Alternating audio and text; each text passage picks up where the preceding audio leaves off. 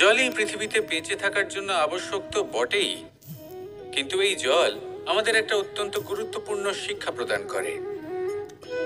কখনো এই জলকে দেখেছেন?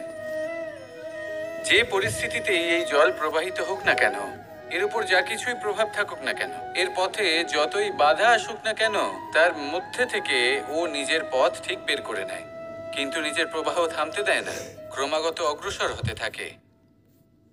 সেরকমই একটা শিক্ষা যেটা আমরা জল থেকে পেয়ে থাকি তা হলো এটা: আমরা যখন জলের দিকে তাকাই তখন আমরা নিজের প্রতিবিম্ব দেখি, স্পষ্টভাবে দেখতে পাই।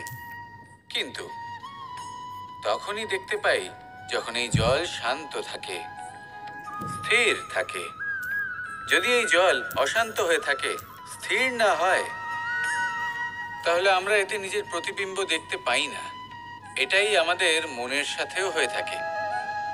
যখনই জীবনে কোনো সংকট আসে, যদি আমরা শান্ত মনে, স্থির মনে সিদ্ধান্ত নিই, তাহলে সেটা এমন একটা শীতল সিদ্ধান্ত হবে যেটা আমাদের ভবিষ্যৎকে একটা শ্রেষ্ঠ স্থানে নিয়ে যাবে। যদি এই মন অশান্ত হয়, বিচলিত হয়, পীড়িত হয়, দুঃখিত হয়ে থাকে, রুষ্ট হয়ে থাকে, তাহলে অনেক সময় আমরা এমন সিদ্ধান্ত নিই যেটা আমাদের জন্য অনুচিত প্রমাণিত হয়। যখন আপনি ক্রুদ্ধ ছিলেন বা দুঃখের বশে ছিলেন, তখন অনেক সময় হয়তো এমন সিদ্ধান্ত নিয়েছেন যেটার জন্য ভবিষ্যতে আপনি অনুশোচনা করেছেন। এবার দেখুন, এই আবেগগুলো থেকে আমরা পালাতে পারবো না, কিন্তু এই আবেগগুলো আপনার উপর কতটা প্রভাব ফেলবে সেটা আমরা অবশ্যই ঠিক করতে পারি। এই মনকে আমরা নিয়ন্ত্রণ করতে পারি। এটাই করুন, চিন্তা করুন, এই মনকে শান্ত রাখুন, স্থির হতে চেষ্টা করুন, আর তারপরে সিদ্ধান্ত নিন। আসুন আমার সাথে ভালোবেসে বলুন, রাধা রাধা। আপনি কি কখনো নৌকা যাত্রা করেছেন? করে না থাকলেও নিশ্চয়ই দেখেছেন যে এই জল, যা নিজের অন্তরে সব কিছু সমাহিত করে নিতে পারে, এই নৌকা সেই জলের ওপরেই ভেসে থাকে। নদীর স্রোত কাটিয়ে সে সামনে অগ্রসর হয়। কিন্তু যদি এই নৌকায় কোনো ছিদ্র হয়, তাহলে কিন্তু সেই নৌকা ডুবে যাবে। আর এতে কোনো তফাৎ হবে না যে সেই ছিদ্র ছোট নাকি বড়, নৌকা ডুবে যাবে। এই ছিদ্র হলো আমাদের জীবনে আমাদের অপগুণ, আমাদের দোষ, আমাদের বিকার। কখনো এটা ভাববেন না যে এই দোষ খুবই ছোট, এতে কিছুই যাবে আসবে না। না, সেই ছোট দোষ, সেই ছোট বিকার, যদি সেটাকে শুধরে না নেন, তাহলে সেটা আপনাকে আপনার পতনের দিকে নিয়ে যাবে। শেষ পর্যন্ত এটা আপনার উপর নির্ভরশীল যে আপনি কি চান। আপনার জীবনের এই নৌকা এভাবেই ডুবে যেতে দেখবেন, নাকি নিজেকে শুধরে নিয়ে সেই নৌকার সেই ছিদ্রটাকে ভরিয়ে তুলতে চাইবেন? নির্বাচন আপনার। আসুন আমার সাথে ভালোবেসে বলুন, রাধা রাধা। আমরা সবাই পাথর দেখেছি, পর্বতও দেখেছি, শুকনো পাতাও দেখেছি, শ্যামল বনানীও দেখেছি। কখনো ভেবেছেন পাথরের অস্তিত্ব কিন্তু ততক্ষণ পর্যন্ত যতক্ষণ সে পর্বতের গায়ে আটকে থাকে। যখন সেই পর্বত থেকে সেই পাথর ভিন্ন হয়ে যায় ও নিজের অস্তিত্ব হারিয়ে ফেলে, আস্তে আস্তে কখনো পাথর কেটে বা কখনো পিষ্ট হয়ে সেই পাথর আস্তে আস্তে মাটিতে পরিণত হয় এবং পূর্ণরূপে নিজের অস্তিত্ব হারিয়ে ফেলে। এটাই পাতার সাথেও হয়। এই পাতা যতক্ষণ গাছের ডালের সাথে যুক্ত, ততক্ষণ তার অস্তিত্ব থাকে। যখনই ডাল থেকে বিচ্ছিন্ন হয়, সেও নিজের অস্তিত্ব হারিয়ে ফেলে। আর এটাই আমাদের সাথেও হয়। যতক্ষণ আমরা নিজেদের আপনজনের সাথে যুক্ত থাকি, আমাদের অস্তিত্ব বজায় থাকে। যখন আপনজনদের সাথে সম্পর্ক ছিন্ন করি, তখন আমরাও আমাদের অস্তিত্ব হারিয়ে ফেলি। এবার এই সংসারের প্রত্যেক ব্যক্তি স্বতন্ত্র থাকতে চান, আর অনেক ব্যক্তি স্বতন্ত্র থাকবেন বলে আপনজনদের দূরে করে দেন আর তাদের সাথে এই সম্পর্ক ছিন্ন করেন। এটা কি সত্যি প্রয়োজন?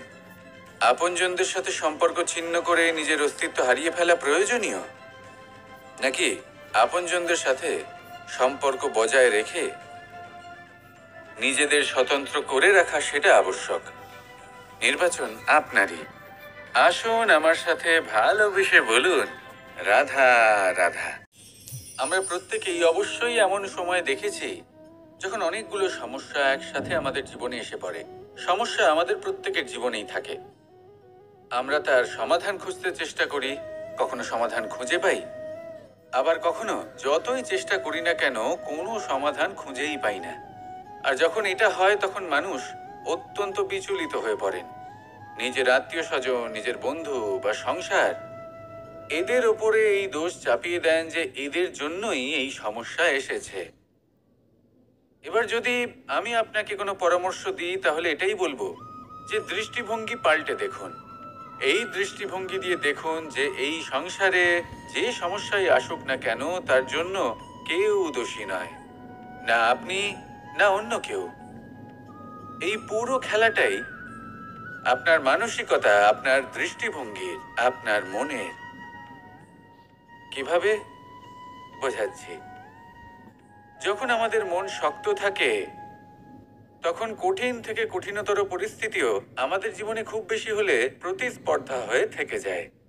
সেখানে যদি আমাদের মন দুর্বল থাকে তখন অল্প কঠিন পরিস্থিতিও আমাদের কাছে খুব বড় সমস্যা হয়ে যায়, তাই না? একটা শক্ত মন কঠিন পরিস্থিতিকে প্রতিস্পর্ধা হিসেবে দেখে আর তার মধ্যে ওটা সুযোগ খুঁজে নেয়। আমাদের শুধু এটাই করতে হবে। এই সংসারে অন্য কাউকে দোষী মনে করলে আপনার সমস্যা দূর হয়ে যাবে না। সেই জন্য এই সংসারকে দোষ দেওয়ার বদলে এই সমস্যার মূলে চলে যান, সেটাকে বুঝুন, নিজের এই মনকে শক্ত করে তুলুন। যদি আপনার মন শক্তিশালী হয় তাহলে এই সংসারে অনেক বড় বড় কঠিন থেকে কঠিনতর পরিস্থিতিও যদি আসে, আপনার জীবনে যতই বড় বড় সমস্যা আসুক না কেন আপনার লক্ষ্য লাভে বাধা দিতে পারবে না।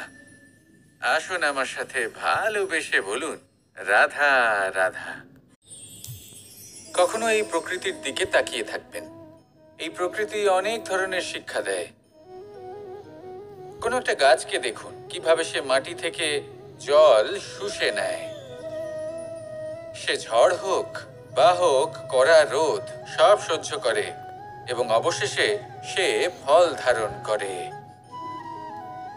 আর সেই ফল উৎপন্ন করার পরে সে ফল কিন্তু সে নিজে গ্রহণ করে না, এই সংসারকে প্রদান করে, যাতে পশু পাখি মানুষ তারা এই ফল গ্রহণ করে শক্তিশালী হয়ে উঠতে পারে, সুস্থ থাকতে পারে। সেভাবেই নদী, সরোবর এরা নিজেরাও কিন্তু নিজেদের জল গ্রহণ করে না, মাটিকে প্রদান করে, পশু পাখিকে প্রদান করে। সূর্য নিজেও নিজের জন্য প্রজ্বলিত হয় না, সে প্রকাশ ছড়িয়ে দিতে চায় আমাদের সবার কাছে, সে আলো পৌঁছে দিতে চায়। এই প্রত্যেকের কর্মে পরমার্থ নিহিত আছে, আর সেই জন্যই এদের সকলকে পুজো করা হয়। তাই মনে রাখবেন, আপনার কাছে জীবন যাপনের অতিরিক্ত যা কিছুই আছে তা পরমার্থের জন্য। তাহলে তার সদ্ব্যবহার করুন আর আমার সাথে ভালোবেসে বলুন, রাধা। পরিবর্তন, এটা হলো সৃষ্টির অমূল্য নিয়ম। এই সংসারে সবকিছু সময়ান্তরে পরিবর্তিত হয়, এই সময়ও পরিবর্তিত হয়। পরিবর্তন চিরকাল হয়ে এসেছে আর চিরকাল হতে থাকবে। কিন্তু এবার আমরা সেই পরিবর্তন কিভাবে লাভ করব যেটা আমাদের প্রয়োজন, যেটা আমরা চাই? আমরা জীবনে বিকাশ চাই। এই বিকাশ কিভাবে লাভ করতে পারি? এই প্রকৃতি কিন্তু আমাদের অত্যন্ত উত্তম উদাহরণ দিয়ে বুঝিয়েছে। একটি বিন্দুর উদাহরণ দিয়েছে যা ভবিষ্যতে একটা বিশাল নদীর আকার ধারণ করে। এটা কিভাবে হয়? মেঘ থেকে একটি বিন্দু ঝরে পড়ে সেই পর্বতের ওপর যেখানে হিম আছে। সেই হিমের সংস্পর্শে আসা মাত্র সেই বিন্দুর সাথে আরো বেশ কিছু বিন্দু যুক্ত হয়। তারপর তারা অগ্রসর হয়, আরো কিছু বিন্দু যুক্ত হয়, আস্তে আস্তে একটা ক্ষীণ ধারার রূপ ধারণ করে এবং সেটাই ভবিষ্যতে আরো এগোতে থাকে। অনেকটা যাওয়ার পর যখন অনেক সংখ্যক বিন্দু একসাথে যুক্ত হয় তখন সেটা বিশাল নদীর আকার ধারণ করে। এবার আমরা মানুষ বলে আমাদের সাথে এই নিয়মের অন্যথা হয় তা নয়। আমরাও এই প্রকৃতির অংশ, আমাদের ক্ষেত্রেও একই নিয়ম প্রযোজ্য। যখন পরিশ্রম করে অনেক সংখ্যক বিন্দু আমরা একত্রিত করব, তখনই পরিবর্তনের নদী প্রবাহিত হবে। প্রয়োজন হলো নিরন্তর পরিশ্রম করা এবং ধৈর্য ধরা। এটা করতে থাকুন, জীবনে সবকিছু লাভ করতে পারবেন। কারণ প্রকৃতি আমাদের এটাই শিখিয়েছে, আর আমরা এই ব্রহ্মরই একটি অংশ, যার দ্বারা এই ব্রহ্মাণ্ড নির্মিত। আসুন আমার সাথে ভালোবেসে বলুন, রাধা রাধা। প্রত্যেক মানুষ নিজের জীবনে দুঃখ অনুভব করেন। প্রত্যেকের দুঃখ আলাদা হতে পারে। কারোর মনে এই দুঃখ থাকে যে সে তার বাবা মায়ের সব ইচ্ছে পূরণ করতে পারেননি। কেউ এটা ভেবে দুঃখ পান যে সে চিরকাল সদাচার করেছেন, সৎকর্ম করেছেন, কিন্তু তাও তাকে দুরাচারী বলে মনে করা হয়। কেউ এটা ভেবেও দুঃখ পান যে তার সামনে যে ব্যক্তি রয়েছেন তার চোখে তিনি শত্রু হয়ে উঠেছেন বা দুষ্ট হয়ে উঠেছেন, যেখানে তিনি হয়তো কোনো অনুচিত কাজই করেননি। এবার এই সমস্ত বিষয় নিয়ে ভেবে নিজের ব্যক্তিত্ব নিয়ে সন্দেহ প্রকাশ করবেন না। যদি নিজের ব্যক্তিত্ব নিয়ে কোনো সন্দেহ থেকে থাকে, তাহলে কর্ম সংক্রান্ত প্রশ্ন করুন যে আপনি যা করেছেন তাতে কি উচিত ছিল, কি অনুচিত ছিল।